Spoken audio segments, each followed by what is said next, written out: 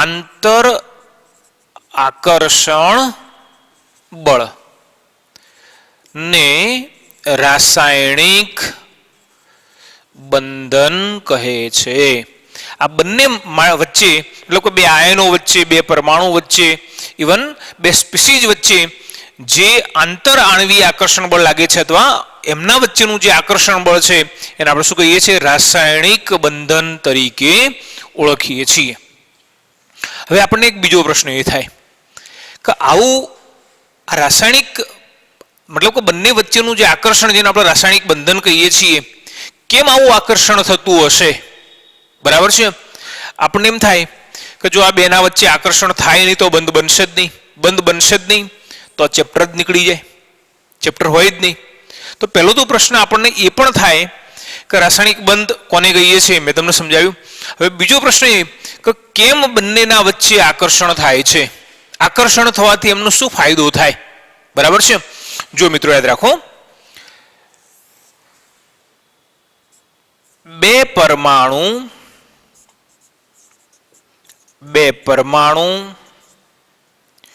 અણુ કે આયનો જ્યારે રાસાયણિક આકર્ષણ દ્વારા જોડાય છે ત્યારે તેમની ઉર્જા ઘટે છે. અને જો એમની ઉર્જા ઘટે છે તો તેની સ્થાયીતા વધે છે. આ કુદરતી એક ક્રમ છે. સૃષ્ટિ ઉપરનો દરેકે દરેક પદાર્થ પછી એ સજીવ હશે યા નિર્જીવ હશે, દરેકે દરેક પદાર્થ એ શું કરે છે? સ્થિરતા મેળવવા માટેનો પ્રયત્ન કરે છે. બરાબર ને?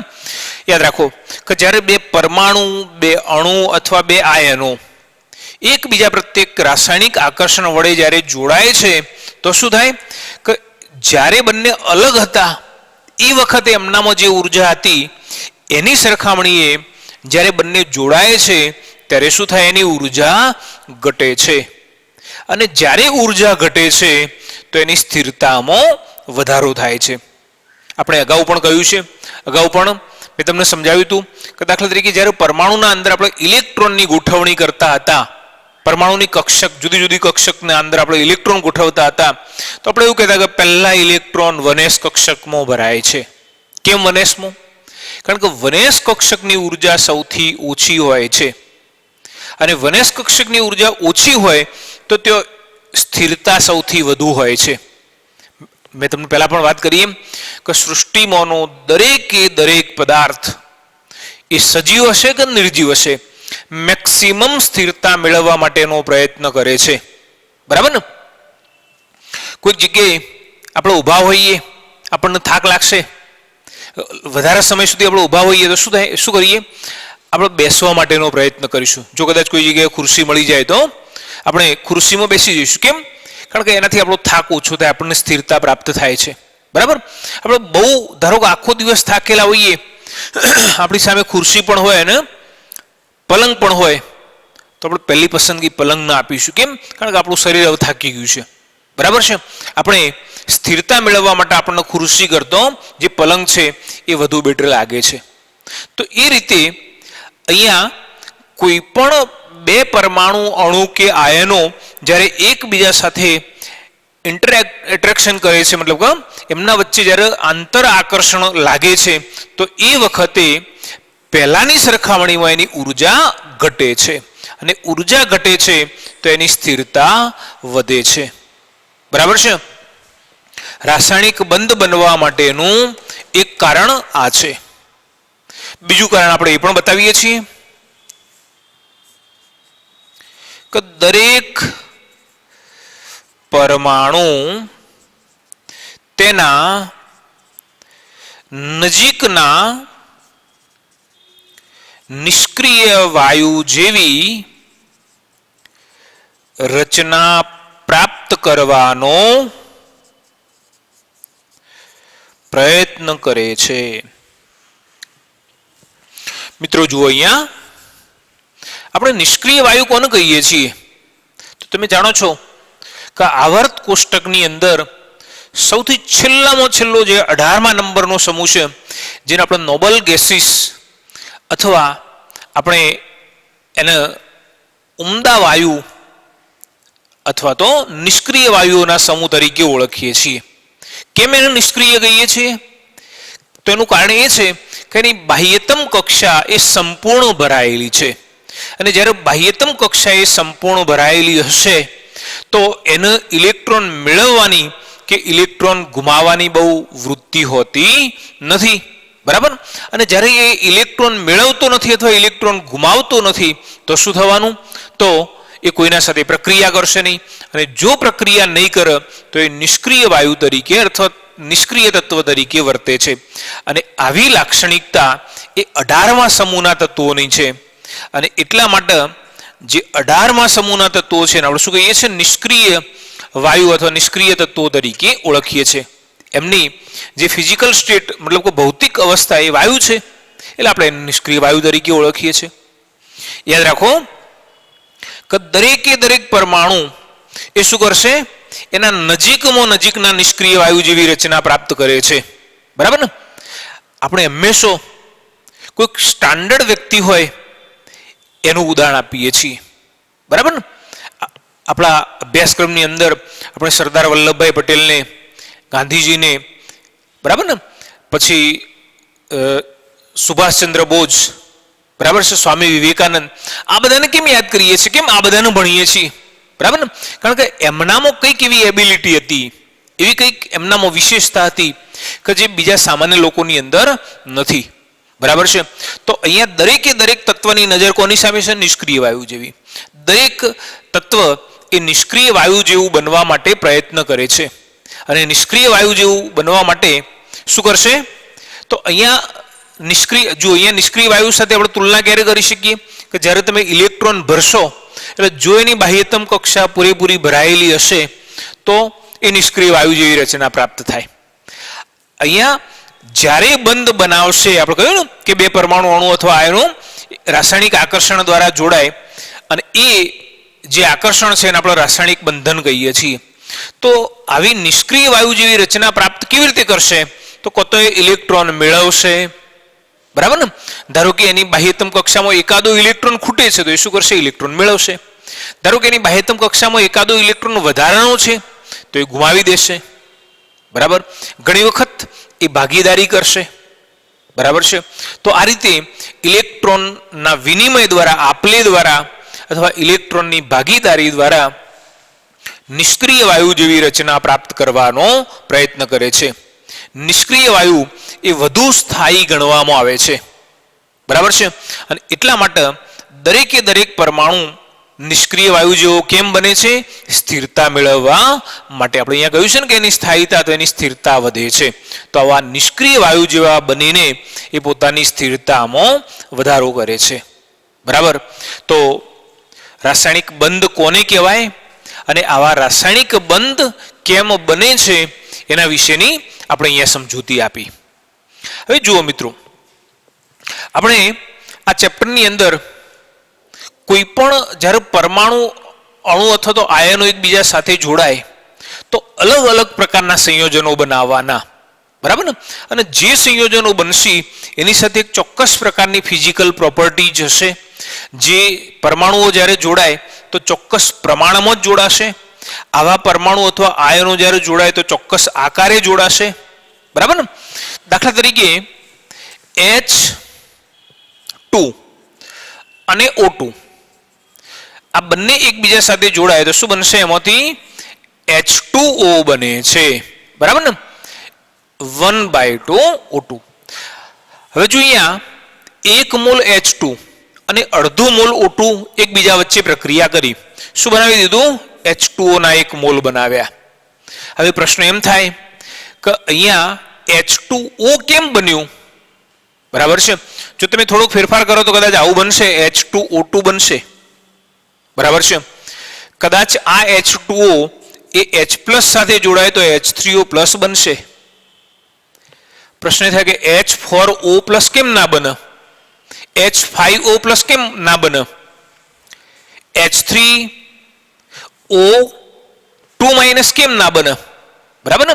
આવા ઘણા બધા સવાલો આપણને થાય છે. બરાબર? દાખલા તરીકે Na પ્લસ અને Cl માઇનસ આયનો એકબીજા સાથે જોડાયા તો શું બન્યું? NaCl સ્ફટિકની રચના થઈ. કેમ NaCl ઘન સ્વરૂપમાં આપણને પ્રાપ્ત થાય છે? બરાબર છે?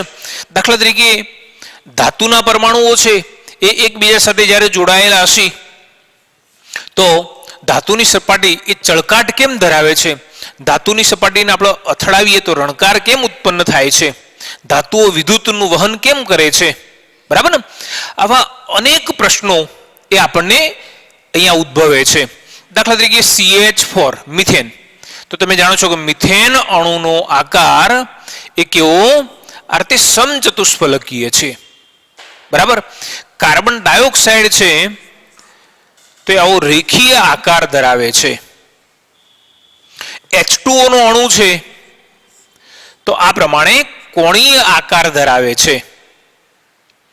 આવા અઢળક સવાલો અહીંયા આપણને ઉદ્ભવતા હશે. બરાબર ને? કદાચ પહેલી વખત શીખતા હોય તો તમને એમ થાય કે સાહેબ આવા પ્રશ્નો જ અમે તો પહેલી વખત જોઈએ છીએ. બરાબર? પણ આમાંનું કેટલુંક તમે જાણો છો? દાખલા તરીકે મિથેનનું સંકરણ sp3 છે અને મિથેન અણુનો આકાર એ સમચતુષ્ફલકીય છે. હવે પ્રશ્ન એ છે કે કેમ સમચતુષ્ફલકીય જ આકાર છે, કેમ સમતલીય ચોરસ આકાર નથી? પાણીનો અણુ એ કેમ કોણીય આકાર ધરાવે છે? એમના વચ્ચેનો ખૂણો એપ્રોક્સ 104.5 અંશ જેટલો છે. બરાબર છે? તો આવા ઘણા બધા પ્રશ્નો આપણને ઉદ્ભવે છે અને આ બધા જ પ્રશ્નોનું સમાધાન એ આ રાસાયણિક બંધન અને આણ્વીય રચનાનું જે ચેપ્ટર છે એની અંદર સમજાવવા માટેનો પ્રયત્ન કરવામાં આવેલો છે. મિત્રો યાદ રાખો કે ચેપ્ટરની અંદર લગભગ 4 થી 5 જેટલા અલગ અલગ સિદ્ધાંતોને બહુ ડિટેલની અંદર બહુ સારી રીતે આપણને સમજાવવા માટેનો પ્રયત્ન કર્યો છે. અને જ્યારે તમે આ બધા સિદ્ધાંતો ભણી લેશો એટલે તમારા જેટલા પ્રશ્નો છે એ બધા પ્રશ્નોનું સોલ્યુશન તમને મળી જવાનું. ખ્યાલ આવે છે ને? મેં તમને કહ્યું કેમ આનો આકાર સમચતુષ્ફલકીય છે? બરાબર છે? કેમ અહીંયા દ્વિબંધ બનેલો છે? બરાબર છે? કેમ આનો આકાર કોણીય છે? કેમ અહીંયા O સાથે 2 H જોડાયેલા છે, ત્રીજો નથી જોડાયેલો? તો આવા જેટલા પ્રશ્નો છે એ બધા જ પ્રશ્નોના જવાબો તમે જ્યારે ચેપ્ટર સંપૂર્ણપણે ભણી લેશો ત્યાં સુધીમાં લગભગ મળી જવાના. બરાબર છે? બધા જ પ્રશ્નોનું સમાધાન એ આપણને ચેપ્ટરના અંતે થઈ જવાનું. અને ધારો કે નથી થતું, એના પછી પણ તમને કોઈ પ્રશ્નો ઉદ્ભવે છે તો એ પ્રશ્નો મને કરજો. બરાબર છે? એના જે આવા પ્રશ્નો તમને ઉદ્ભવતા હોય એ બધા મને પૂછજો, હું તમને સમજાવીશ. એ બધા પ્રશ્નોના જવાબ આ ચેપ્ટરની અંદરથી જ મળવાના છે. પણ ક્યાંક આપણે મિસ થઈ ગયું છે, ક્યાંક આપણે સમજવામાં થોડીક ભૂલ કરી છે અથવા કેટલોક ભાગ આપણાથી છૂટી ગયો છે તો તમને એ પ્રશ્નનો જવાબ નહીં મળે. બાકી બધા જ પ્રશ્નોને જે જવાબો છે એ આની અંદર આવવાના છે. બરાબર? હવે આની અંદર આપણે શું શીખવાના છીએ? બરાબર? તો જે સિદ્ધાંતો છે એમાં સૌથી પહેલો સિદ્ધાંત છે કોસેલ-લુઈસનો સિદ્ધાંત. બરાબર? સૌથી પહેલો જે સિદ્ધાંત છે સહસંયોજક અને આયોનિક બંધની સમજ માટેનો એ કોસેલ અને લુઈસનો સિદ્ધાંત તરીકે ઓળખાય છે. ચાલો એના પછી બીજો સિદ્ધાંત કયો છે? તો સંયોજકતા કોષમાં રહેલા ઇલેક્ટ્રોનના યુગ્મો વચ્ચેના અપાકર્ષણનો સિદ્ધાંત. બહુ લાંબુ કહી દીધું મેં તમને. આપણે ટૂંકમાં એને VSEPR સિદ્ધાંત તરીકે ઓળખીએ છીએ. બરાબર ને? વેલેન્સ સેલ ઇલેક્ટ્રોન પેર રિપલ્શન, અથવા ગુજરાતીમાં કહેવાય તેમ કહીએ છીએ સંયોજકતા કક્ષામાં અથવા સંયોજકતા કોષમાં રહેલા ઇલેક્ટ્રોનના યુગ્મો વચ્ચેના અપાકર્ષણનો સિદ્ધાંત. તમને એમ થાય કે સાહેબ તમે તો બોલી ગયા, અમને તો કંઈ ખબર પડી નહીં, યાદ ના રહ્યું. ચિંતા ના કરતા, આપણે બધા સિદ્ધાંતો સમજવાના છે. બરાબર છે? હાલ તો ખાલી હું સિદ્ધાંતોના નામ તમને બતાવું છું. ચલો એના પછી આવશે વેલેન્સ બોન્ડ થિયરી, મતલબ કે સંયોજકતા બંધનવાદ. ચલો એના પછી આપણે શીખવાના છીએ મોલેક્યુલર ઓર્બિટલ થિયરી અથવા એમઓ થિયરી. બરાબર ને, જેને કહીએ છીએ આણવીય કક્ષક સિદ્ધાંત. પછી આપણે શીખવાના છીએ ધાત્વીય બંધ. બરાબર. આ ઉપરાંત આપણે શીખીશું હાઇડ્રોજન બંધ. બરાબર. અને એ સિવાય પણ બીજી ઘણી બધી નાની નાની બાબતો એ આપણે આ ચેપ્ટરની અંદર શીખવાના છીએ. બરાબર. આપણે સીધી શરૂઆત જે કરીએ છીએ એ કોસેલ લુઈસના સિદ્ધાંતથી કરીએ છીએ. આ બધી એક પ્રસ્તાવના હતી. બરાબર ને. આમાંથી કદાચ કોઈ પ્રશ્ન પૂછાય કે ના એ તો હું જાણતો નથી, પણ આ બધી બાબતો એવી છે કે તમારી શરૂઆત જે તમારા ચેપ્ટરનો જે પાયો છે એ આ બધાની અંદર રાસાયણિક બંધન કોને કહેવાય, રાસાયણિક બંધનની અંદર શું શું જોડાય, કેમ જોડાય, બરાબર છે, પરમાણુઓ વચ્ચે, અણુ વચ્ચે અથવા તો આયનો વચ્ચે બંધ કેમ બને, એ બધું મેં તમને અહીંયા સમજાવવા માટેનો પ્રયત્ન કર્યો છે. બરાબર. હવે આપણે જોઈએ કોસેલ લુઈસનો અભિગમ અથવા કોસેલ લુઈસનો સિદ્ધાંત. ચલો મિત્રો જુઓ, રાસાયણિક બંધન માટેનો કોસેલ લુઈસ અભિગમ. હવે આ બંને વૈજ્ઞાનિકના નામ છે. કોસેલ અને લુઈસ નામના વૈજ્ઞાનિકોએ રાસાયણિક બંધન કોને કહેવાય એ સમજાવવા માટેનો સૌથી પહેલામાં પહેલો પ્રયાસ કર્યો.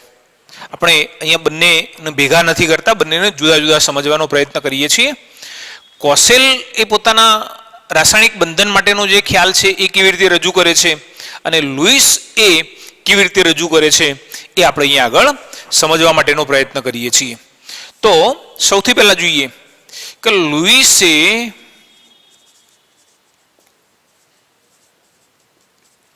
પરમાણુને પરમાણુ કર્નેલ સ્વરૂપે રજૂ કર્યો. બરાબર ને. જે પરમાણુ છે એને શું કહ્યું? પરમાણુ કર્નેલ તરીકે રજૂ કર્યો. હવે અહીંયા પ્રશ્ન થાય કે પરમાણુ કર્નેલ એટલે શું? તો આપણે અહીંયા બતાવીએ. પરમાણુ કર્નેલ એટલે પરમાણુ કેન્દ્ર સહિત ની અંદરની કક્ષાઓ નો ભાગ.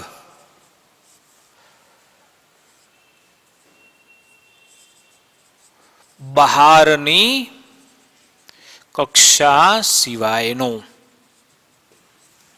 જો મિત્રો, પરમાણુ કર્નેલ કોને કહેવાય? પહેલી વાત તો એક લુઈસે પરમાણુને બે ભાગમાં વહેંચી દીધો. એક પરમાણુ કર્નેલ અને બીજું સંયોજકતા કક્ષા. હવે પ્રશ્ન એ થાય કે પરમાણુ કર્નેલ એટલે શું? તો પરમાણુ કર્નેલ એટલે પરમાણુ કેન્દ્ર સહિતની અંદરની કક્ષાઓનો ભાગ અથવા વિસ્તાર. કદાચ શબ્દોથી બરાબર હજુ સમજણ પડશે નહીં. હું એવું કહું કે સોડિયમ 11 ઇલેક્ટ્રોન છે. તમે ઇલેક્ટ્રોન રચના કેવી આવી લખતા? 2, 8 અને 1. બરાબર છે. ચલો, આ પરમાણુનું કેન્દ્ર. આ કેન્દ્રની અંદર શું હશે? 11 પ્રોટોન, 12 ન્યુટ્રોન, મતલબ કે પરમાણુય દળ એનું 23 બતાવીએ છીએ. તો બધું આ એના કેન્દ્રની અંદર પ્રોટોન અને ન્યુટ્રોન છે. ચલો, આ શું કહેવાય? પહેલી કક્ષા. ચલો, પહેલી કક્ષામાં કેટલા ઇલેક્ટ્રોન? 2 ઇલેક્ટ્રોન. બરાબર. ચલો, હવે બીજી કક્ષા. બીજી કક્ષામાં કેટલા ઇલેક્ટ્રોન? તો 8 ઇલેક્ટ્રોન. 1, 2, 3, 4, 5, 6, 7 અને 8 ઇલેક્ટ્રોન. બીજી કક્ષાની અંદર 8 ઇલેક્ટ્રોન. અને જે ત્રીજી કક્ષા છે એની અંદર કેટલા? 1 ઇલેક્ટ્રોન. જો 2, 8, 1. આમ તો આપણે ઇલેક્ટ્રોન રચના આવી લખતા હતા 1s2, 2s2, 2p6, 3s1. અહીંયા આ બીજી કક્ષામાં આવેલી કક્ષકો છે. કઈ કઈ? 2s અને 2p, કે જેની અંદર કુલ 8 ઇલેક્ટ્રોન છે. સરળતાથી સમજાય એટલા માટે મેં આવું બતાવ્યું છે. હવે અહીંયા કહ્યું છે કે પરમાણુ કર્નેલ કોને કહીએ છીએ? તો પરમાણુ કર્નેલ એટલે શું? કેન્દ્ર સહિતની અંદરની કક્ષાઓનો ભાગ. જ્યારે પરમાણુ કર્નેલ બનાવીએ તો શું કરવાનું? બહારની કક્ષા નહીં લેવાની. બહારની કક્ષા કઈ? આ છેલ્લી રહીએ.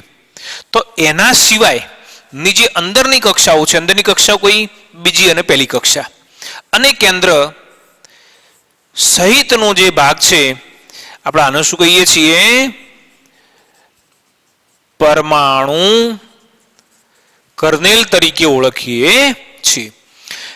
મિત્રો યાદ રાખો, પરમાણુ કર્નેલ એ હંમેશા કેવો હશે? ધન વીજભારિત હોય છે.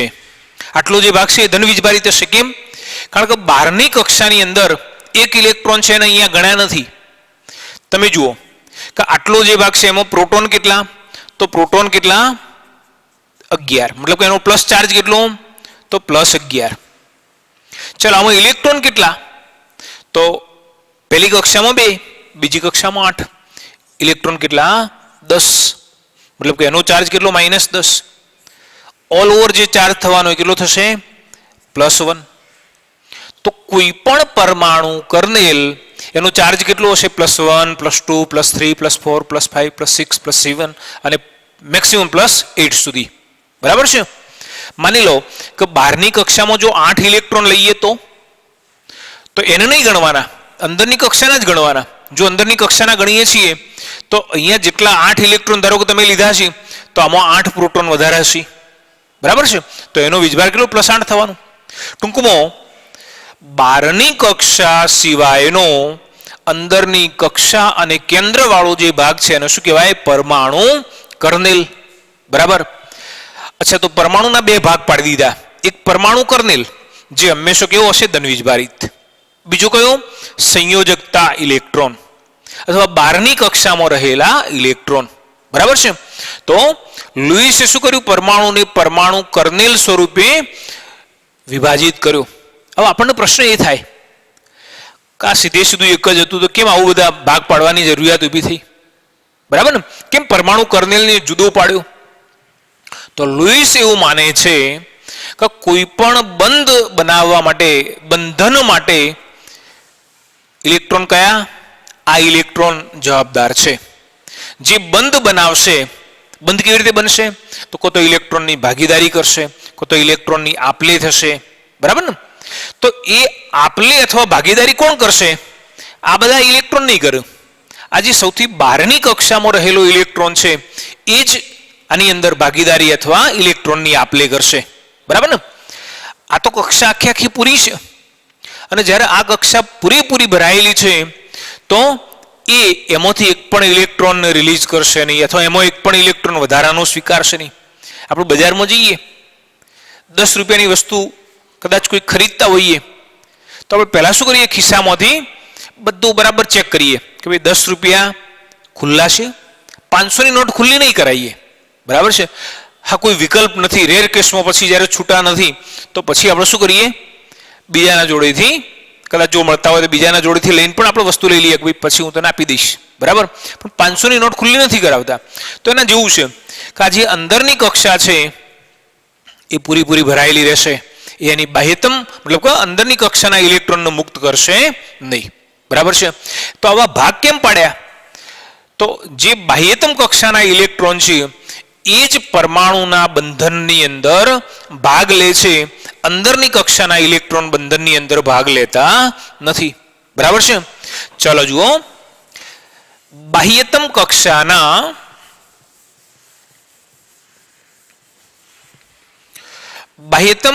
કક્ષાની અંદર 8 ઇલેક્ટ્રોન સમાવી શકાય છે. બાહ્યતમ કોષ અથવા કક્ષા મહત્તમ 8 ઇલેક્ટ્રોન સમાવી શકાય છે, જે સમઘનના 8 છેડે ગોઠવાય છે. બરાબર? જો આપણે વાત કરીએ સોડિયમ તત્વની, સોડિયમ માં રહેલ એક ઇલેક્ટ્રોન સમઘનના એક છેડે ગોઠવાયેલ છે. જો હવે હિલિયમ સિવાયનો કોઈ પણ નિષ્ક્રિય વાયુ લઈએ છીએ, He સિવાયના નિષ્ક્રિય વાયુમાં 8 ઇલેક્ટ્રોન સમઘનના 8 છેડે ગોઠવાય છે. જો મિત્રો આ સમજવાનું છે, બાહ્યતમ કોષમાં મહત્તમ 8 ઇલેક્ટ્રોન સમાવી શકાય છે અને આ 8 ઇલેક્ટ્રોન એ સમઘનના 8 છેડે ગોઠવાયેલા હોય છે. આપણે સમઘન કેવી રીતે બતાવીએ છીએ, જો આ રીતે બતાવીશું.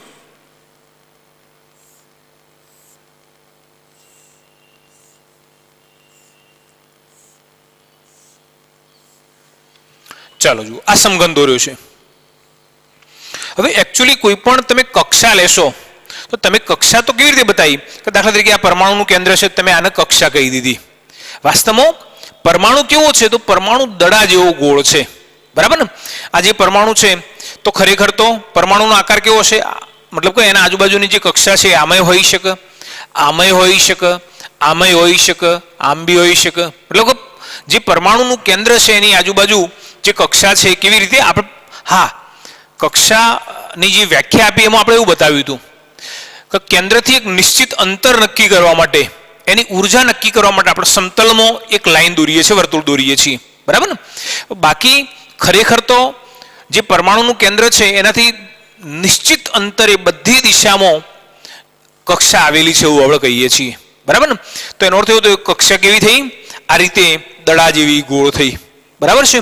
અને જો કક્ષા એ દડા જેવી ગોળ હોય તો એમાં ઇલેક્ટ્રોન 8 ઇલેક્ટ્રોન જો ગોઠવવાના હોય તો કેવી રીતે ગોઠવાય, મહત્તમ અંતરે ગોઠવવાના, બરાબર ને. મહત્તમ અંતરે કેવી રીતે ગોઠવીશું, આ દડા જેવી રચના છે યાદ રાખો, બરાબર છે. આમ આમ બધી રીતે દડા જેવી રચના છે. તો અહીંયા 2 પરમાણુ અહીં આગળ, મતલબ 2 ઇલેક્ટ્રોન અહીં આગળ, 2 ઇલેક્ટ્રોન અહીં આગળ, બરાબર છે. 1 2 3 અને 4, ફરીથી 2 2 4. આ જે હું બતાવું છું કે આગળ જે આવો ગોળા જેવો ભાગ છે એના ઉપર 4, બરાબર. અને એવા ને એવા 4 નીચે 2 અને 2 4, 2 2 4, બરાબર છે. જો એ બધાને તમે જોડી દેશો તો કેવો આવો ઘન જેવો આકાર થશે, બરાબર છે. પ્રશ્ન એ થાય કે કેમ આ રીતે જ ગોઠવાય, તો એમના વચ્ચેનું અંતર જેટલું મહત્તમ હશે એટલું એમના વચ્ચે અપાકર્ષણ ઓછું થવાનું, અને જેટલું અપાકર્ષણ ઓછું થાય એટલી સ્થિરતા વધશે.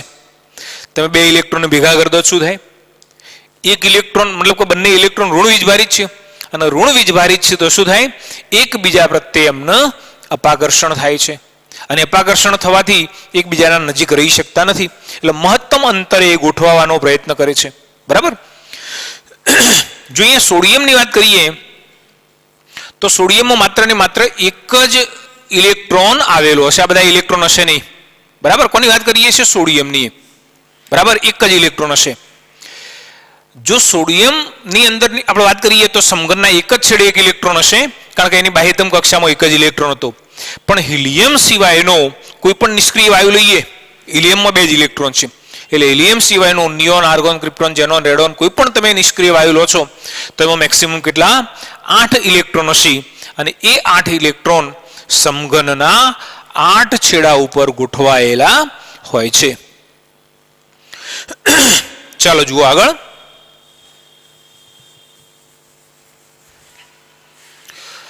એનાથી આગળ જોઈએ કે લુઈસે એવું દર્શાવ્યું કે જ્યારે પરમાણુઓ રાસાયણિક બંધથી જોડાતા હશે ત્યારે ઇલેક્ટ્રોન મેળવીને લુઈસે દર્શાવ્યું કે જ્યારે પરમાણુઓ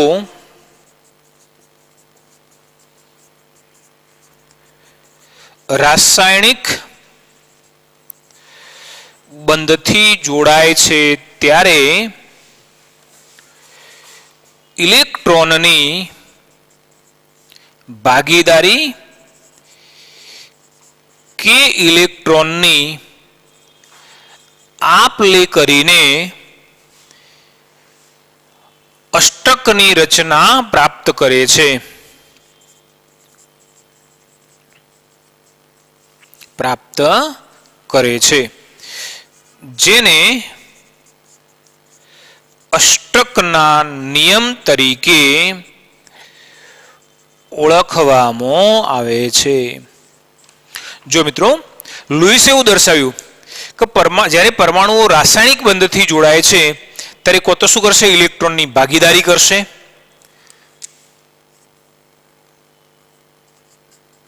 કો તો પછી ઇલેક્ટ્રોનની આપ-લે કરશે અને અંતે અષ્ટકની રચના પ્રાપ્ત કરે છે. અષ્ટક એટલે 8.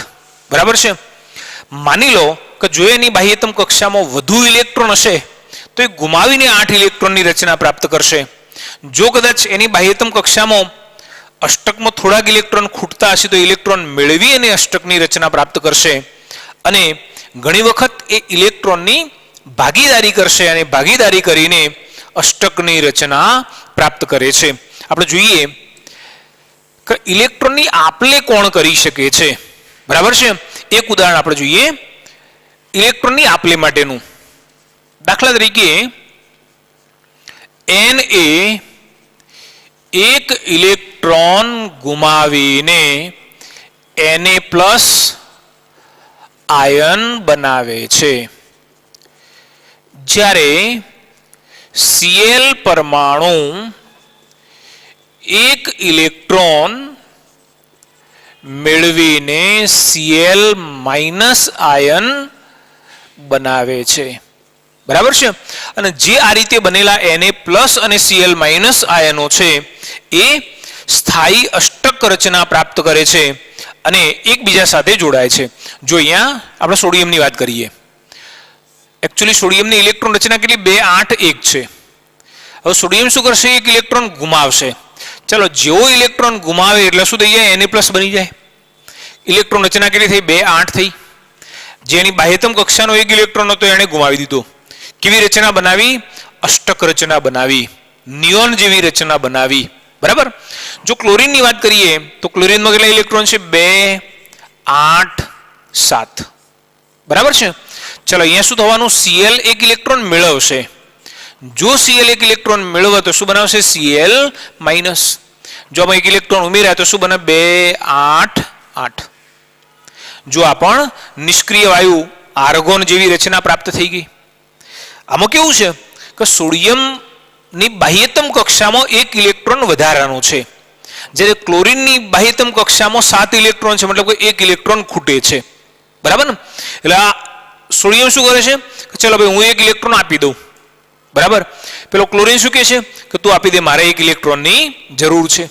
બરાબર. તો અહીંયા સોડિયમે જ્યારે એક ઇલેક્ટ્રોન આપ્યો તો એ શું બની ગયું? નિયોન જેવી રચના પ્રાપ્ત કરી દીધી, નિષ્ક્રિય વાયુ બની ગયો, ધન આયન. અને Cl જ્યારે ઇલેક્ટ્રોન મેળવ્યો તો એ પણ નિષ્ક્રિય વાયુ આર્ગોન જેવી રચના પ્રાપ્ત કરી દીધી અને આ બંને એકબીજા સાથે જોડી ગયા એટલે શું બની ગયું? NaCl બની ગયું. આપણે અગાઉ બતાવ્યું એમ કે ધન અને ઋણ આયનો એકબીજા સાથે આકર્ષણ દ્વારા જોડાય છે. શું બન્યું? બંને વચ્ચે આ પ્રકારના આયોનિક બંધની રચના થઈ છે. બરાબર ને? અને એ સાથે સાથે આપણે એ પણ બતાવીએ કે જે અહીંયા આ બંધ બન્યો એને આપણે રાસાયણિક બંધન તરીકે ઓળખીએ છીએ. સેમ આ જ રીતે ઇલેક્ટ્રોનની ભાગીદારી થતી હોય એવા ઉદાહરણ કયા કયા? દાખલા તરીકે F2 O2 Cl2 જેવા અણુઓની રચનામાં ઇલેક્ટ્રોનની ભાગીદારી થાય છે. ચાલો જુઓ, દાખલા તરીકે હું ફ્લોરિનની વાત કરું તો ફ્લોરિનની ઇલેક્ટ્રોન રચના કેવી છે? આવી છે 1s2 2s2 2p5 અથવા 2 અને 7 આવી ઇલેક્ટ્રોન રચના છે. બરાબર. હવે તમે જુઓ કે અહીંયા ફ્લોરિનનો અષ્ટક પૂરું કરવા માટે એક ઇલેક્ટ્રોન ખૂટે છે, એના સામે બીજો ફ્લોરિન છે, એનો પણ અષ્ટક રચના પૂરી કરવા માટે એક ઇલેક્ટ્રોન ખૂટે છે. બરાબર. એનો પણ આ જ પ્રકારની રચના છે. આ ફ્લોરિન શું કહેતો છે કે તું મને એક ઇલેક્ટ્રોન આપી દે.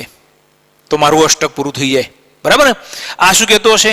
ના ના, તો મને તારો એક ઇલેક્ટ્રોન આપી દે તો મારું અષ્ટક પૂરું થઈ જાય. હવે અહીંયા સમાધાન સ્વરૂપે બંને શું કરશે? એવું કરશે કે ભાઈ ચાલ એક ઇલેક્ટ્રોન હું એવી જગ્યાએ મૂકું કે તું વાપરી શક. બરાબર ને? તો તારું અષ્ટક પૂરું થઈ જાય. અને તું એક ઇલેક્ટ્રોન એવી જગ્યાએ મૂક કે હું પણ એને કાઉન્ટ કરી શકું, હું પણ ગણી શકું કે મારા 8 ઇલેક્ટ્રોન છે. એટલે આપણે શું કરીએ છીએ? આ રીતે બતાવીએ છીએ ફ્લોરિન માટે 1 2 3 4 5 6 7. ચાલ આ બીજો ફ્લોરિન 1 2 3 4 5 6 અને 7. ચાલો જુઓ, આના 8 થઈ ગયા, આનો પણ 8 થઈ ગયા. અહીંયા શું કર્યું? બંને ભાગીદારી કરી છે અને ભાગીદારી દ્વારા અષ્ટક રચના પ્રાપ્ત કરી છે. બરાબર છે? તો આ રીતે ઇલેક્ટ્રોનની ભાગીદારી દ્વારા અષ્ટક રચના પ્રાપ્ત કરે છે. હા, એમાં એક અપવાદ છે. કયો? H2 સોરી He2 મતલબ સોરી H2 ડાયહાઇડ્રોજન. હવે એમાં કેવું છે કે બંને હાઇડ્રોજન એક એક ઇલેક્ટ્રોનની ભાગીદારી કરશે અને એના પરિણામે દ્વિક રચના અથવા ડુપ્લેટ રચના બને છે. મતલબ કે હિલિયમ જેવી રચના બને છે, પણ એ નિષ્ક્રિય વાયુ છે તો અષ્ટક રચના જોવા મળતી નથી. બરાબર છે? આપણે નેક્સ્ટ ટાઈમે લુઈસ સંજ્ઞાઓ, એની સંયોજકતા અને જે બાકી રાખેલો છે કોસેલનો અભિગમ, એની ચર્ચા કરીશું.